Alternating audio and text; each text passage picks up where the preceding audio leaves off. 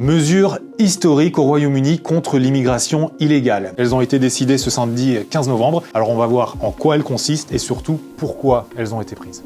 Il y a donc deux nouvelles mesures qui viennent d'être annoncées là par le gouvernement britannique. La première va considérablement allonger le temps d'attente pour obtenir la résidence. Aujourd'hui, il faut attendre 5 ans. Demain, il faudra patienter 20 ans. Et pendant ce temps-là, si votre pays d'origine est considéré comme sûr, eh bien, on va vous demander d'y retourner. L'autre mesure, c'est pour les personnes demandeuses d'asile, la suppression automatique des aides sociales. Les personnes qui ont le droit de travailler et qui peuvent subvenir à leurs besoins, mais qui choisissent de ne pas le faire, n'auront plus accès à ces aides. Pourquoi ces mesures ont été prises ? Pour le gouvernement, c'est avant tout une manière de lutter contre une immigration incontrôlable. D'ailleurs, la ministre britannique de l'Intérieur le dit sans détour. My reforms are designed to reduce the number of arrivals coming into this country and to increase the number of removals of those who have no right to be in our country. Ces mesures peuvent quand même étonner de la part d'un gouvernement travailliste, donc plutôt de centre-gauche. C'est parce qu'en fait, derrière, il y a un agenda politique. Au printemps prochain, il y a les élections communales en Grande-Bretagne. Et pour le moment, les sondages donnent raison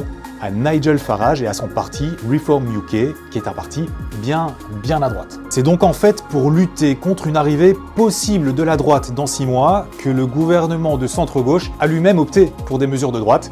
Alors c'est assez incohérent, mais c'est en fait un grand classique du jeu politique.